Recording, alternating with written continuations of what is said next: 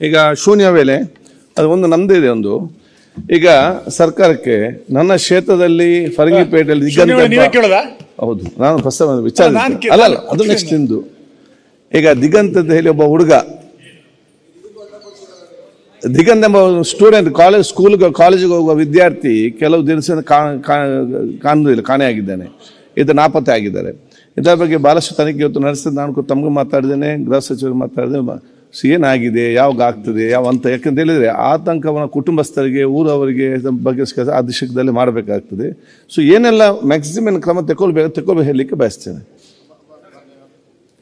ಮಾನ್ಯ ಅಧ್ಯಕ್ಷೆ, ದಿಗಂತ್ ಅಂತ 17 ವರ್ಷದ ಒಬ್ಬ ಹುಡುಗ ಸೆಕೆಂಡ್ ಇಯರ್ PUC ಅಲ್ಲಿ ಹಾಲ್ ಟಿಕೆಟ್ನ ತಗೊಂಡೋಗ್ ಹೋಗ್ತಾನೆ ಕಪಿತಾನಿಯೋ ಪದವಿ ಪೂರ್ವ ಕಾಲೇಜಲ್ಲಿ. ವಾಪಸ್ ಬಂದು 7:15 ದೇವಸ್ಥಾನಕ್ಕೆ ಹೋಗಿ ಬರ್ತೀನಿ ಅಂತ ಹೋದ್ಮೇಲೆ ಮತ್ತೆ ಕಾಣೆ ಆಗ್ತಾನೆ.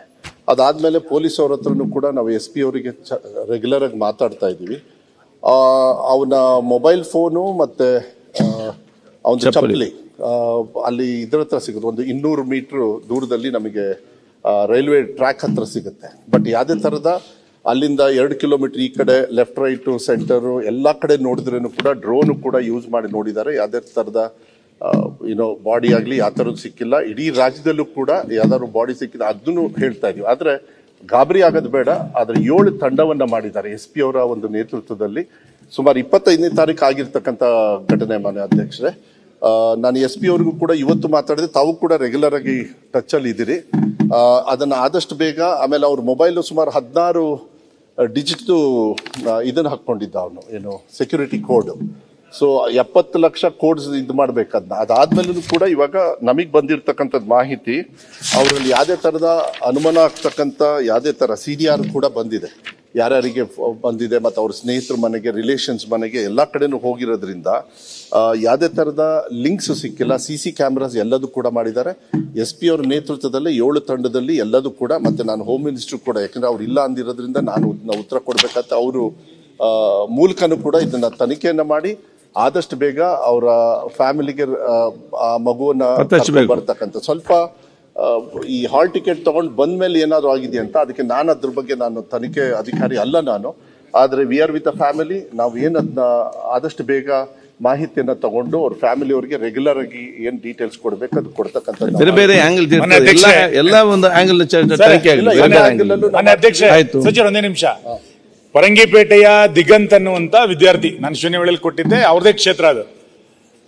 ಕಾಣೆಯಾಗಿ ಇವತ್ತಿಗೆ 8-9 ದಿನ ಆಯ್ತು. 8-9 ದಿನ ಆದ್ರೂ ಕೂಡ ನೀವು 5 ತಂಡ ಮಾಡಿದಿರಿ, 6 ತಂಡ ಮಾಡಿದಿರಿ. ನಾನೇನು ಸರ್ಕಾರ ಬ್ಲೇಮ್ ಮಾಡ್ತಾ ಇದೀನಿ ಅಂತ ಅರ್ಥ ಇಲ್ಲ.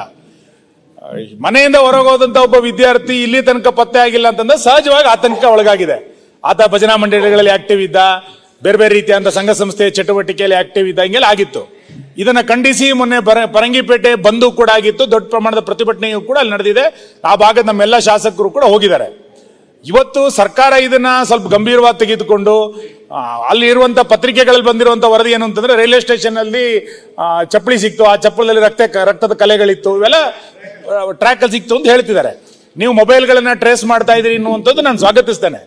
ಆದ್ರೆ ಇದಕ್ಕೇನಾರು ಒಂದು ಸ್ಪೆಷಲ್ ಫೋರ್ಸ್ ಏನಾರು ಮಾಡಿ ಇದನ್ನ ಕಂಡುಹಿಡಿಯಲಿಲ್ಲ ಅಂತಾದ್ರೆ ಆ ಮನೆಯ ಆತಂಕವೂ ಕೂಡ ಕಡಿಮೆ ಆಗ್ಲಿಕ್ಕಿಲ್ಲ, ಮತ್ತು ಊಹಾಪೋಹಗಳು ಬಹಳ ದೊಡ್ಡ ಪ್ರಮಾಣದಲ್ಲಿ ಹರಡಲಿಕ್ಕೆ ಪ್ರಾರಂಭ ಆಗುತ್ತೆ.